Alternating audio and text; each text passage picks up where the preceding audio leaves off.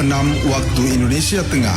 Inilah Radio Republik Indonesia Bau-Bau dengan Warta Kepton, berita seputar Kepulauan Buton.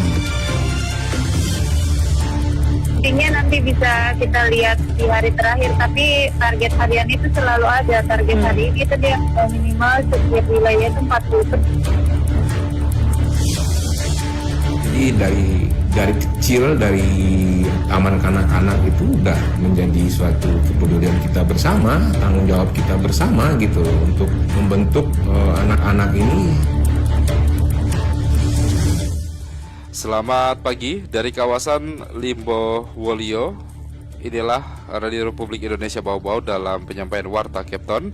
Kami sampaikan terlebih dahulu pokok-pokok berita utama.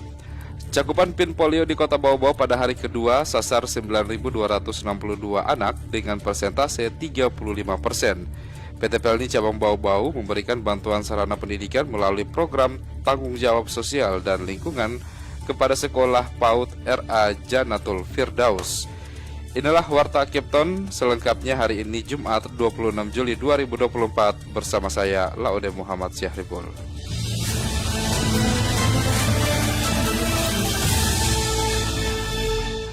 Kami sampaikan berita yang pertama. Cakupan PIN polio di Kota Bau-Bau pada hari kedua menyasar 9.262 anak dengan persentase 35%. Selengkapnya dilaporkan reporter Waode Nurliani. Jadi dari kecil. Kesadaran masyarakat Kota Bau-Bau akan pentingnya mendapatkan imunisasi polio bagi anak-anak usia 8 tahun ke bawah sangat besar.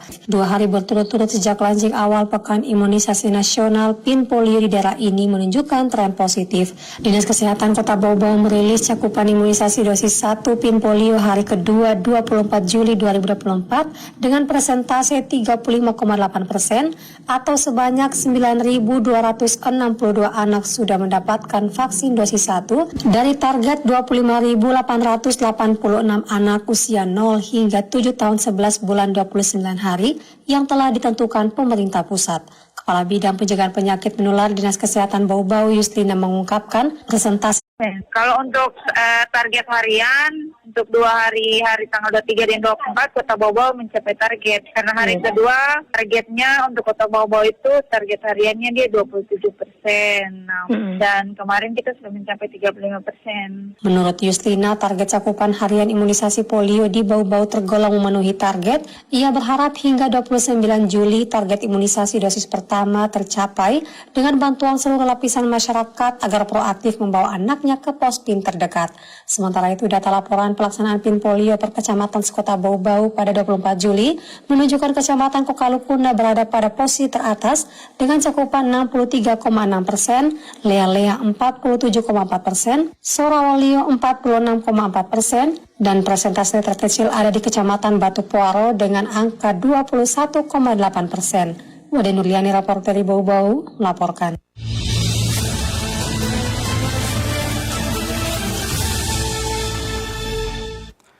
Dinas Perhubungan Provinsi Sulawesi Tenggara akan melengkapi sejumlah fasilitas pendukung di terminal tipe B Waromosio.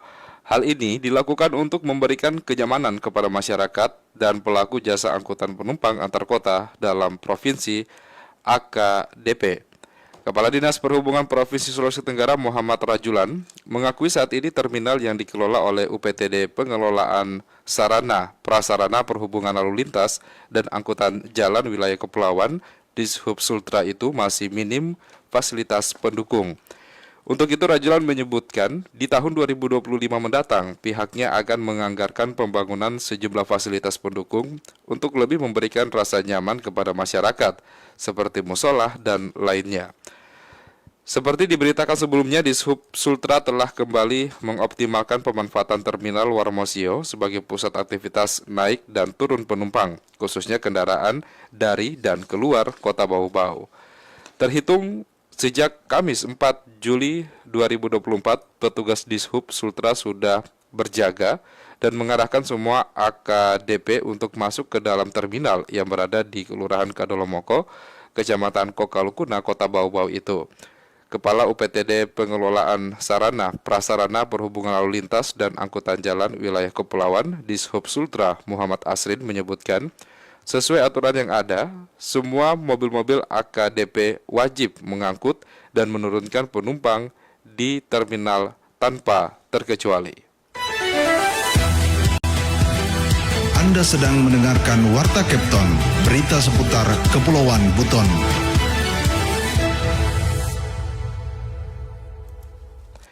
Kita ke berita lainnya. PT PLN Cabang Bau-Bau memberikan bantuan sarana pendidikan melalui program tanggung jawab sosial dan lingkungan kepada Sekolah PAUD RA Jannatul Firdaus.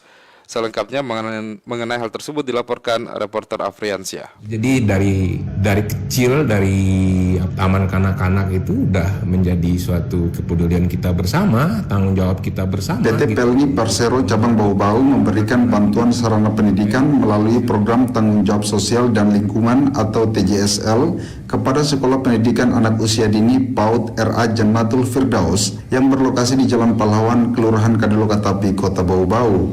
Bantuan tersebut diserahkan langsung secara simbolis oleh Kepala Cabang Kacap PT PLN Bau-Bau Roni Abdullah kepada pihak sekolah dalam rangkaian peringatan Hari Anak di sekolah tersebut. Kacap PT PLN Bau-Bau Roni Abdullah mengungkapkan, bantuan ini merupakan inisiasi para Srikandi sebutan bagi kumpulan pegawai perempuan PT PLN bekerja sama dengan pihak TJSL. Ya, ini kan inisiasi dari teman-teman Srikandi PLN ini ya, bekerja sama dengan TJSL ya, divisi Trisuri ya. Artinya tanggung jawab sosial lingkungan ini memang setiap tahun lah.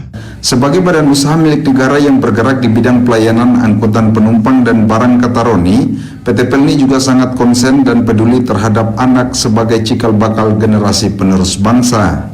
Jadi dari kecil, dari taman kanak-kanak itu udah menjadi suatu kepedulian kita bersama, tanggung jawab kita bersama gitu loh, untuk membentuk anak-anak ini supaya kedepannya bisa menjadi generasi penerus yang mantap gitu loh, yang oke lah gitu loh. Roni mengatakan bantuan sarana yang diberikan dalam momentum peringatan Hari Anak Nasional itu sesuai yang dibutuhkan Sekolah RA Jannatul Firdaus. Sarana prasarana kita tadi ada bantuan kita berikan untuk bahan bangunan ya, semen, pasir, kemudian tadinya alat-alat tulis juga kita ada buku-buku ya, alat permainan anak-anak. Nah, kita kan artinya untuk bantuan ini kita serahkan kembali kepada kepala sekolah ya, ketua yayasan yang ada di situ. Mereka perlunya butuh apa sih gitu loh. Sementara itu, Kepala Sekolah RA Jannatul Firdaus Nurlina Pati menyampaikan terima kasih dan apresiasi kepada PT PLN Cabang Bau-Bau atas bantuan yang diberikan dalam mendukung pendidikan di daerah ini. Ia mengatakan bantuan tersebut sangat berarti dan memberikan dampak positif bagi sekolah yang dipimpinnya. Kemudian kami juga sangat mengapresiasi kepedulian PT PLN terhadap masyarakat dan lingkungan sekitarnya. PT PLN adalah perusahaan yang peduli dan bertanggung jawab terhadap masyarakat. Semoga PT PLN terus sukses dan berkembang dan terus memberikan kontribusi positif bagi bangsa dan negara Indonesia. Dalam peringatan Hari Anak Nasional ini, Nurlina juga mengajak semua pihak untuk meningkatkan kesadaran dan komitmen guna melindungi dan memberikan yang terbaik buat anak-anak seperti yang dilakukan PT PLN. Reporter RRI Bau-Bau, Afriansa melaporkan.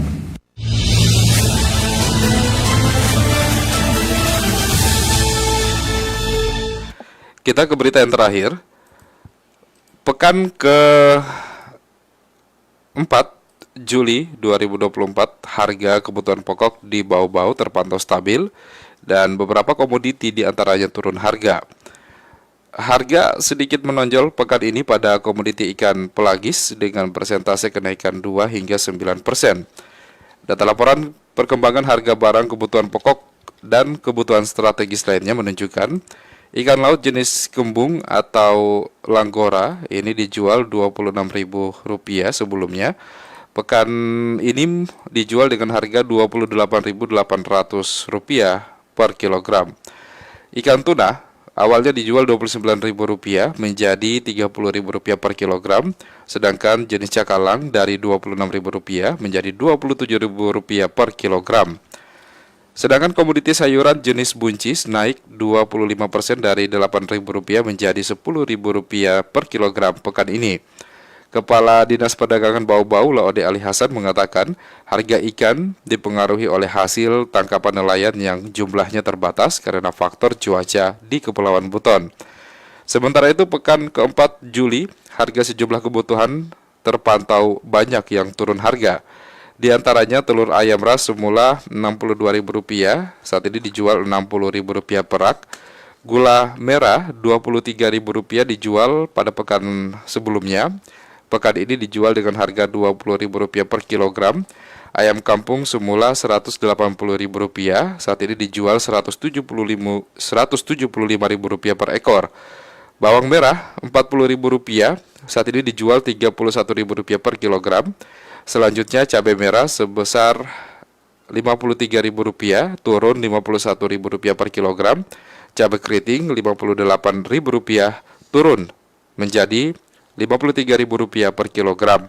Dan tomat dari Rp13.000, saat ini dijual Rp10.000 per kilogram. Adapun komoditi pokok terpantau stabil, tidak ada pergerakan harga. Beras premium Rp788 dan anak beruang Rp15.400 per kilogram. Beras kering-kering Rp13.800 per kilogram. Beras medium SPHP Rp12.600 per kilogram. Gula pasir Rp19.000 per kilogram. Minyak goreng merek Kita Rp17.000 per kilogram. Dan daging sapi Rp150.000 per kilogram.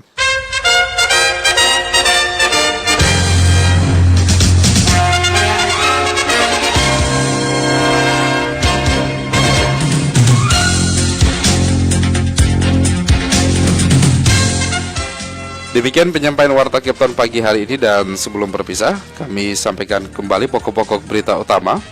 Cakupan PIN polio di Kota Bau-Bau pada hari kedua menyasar 9.262 anak dengan persentase 35%. PT PLD Cabang Bau-Bau memberikan bantuan sarana pendidikan melalui program tanggung jawab sosial dan lingkungan kepada Sekolah PAUD RA Janatul Firdaus. Mewakili kerabat kerja bertugas, saya Laude Muhammad Syahribul mengucapkan terima kasih, dan kami harap Anda tetap bersama RRI Bau-Bau untuk mengikuti program-program kami selanjutnya. RRI Bau-Bau terus mengudara untuk Indonesia.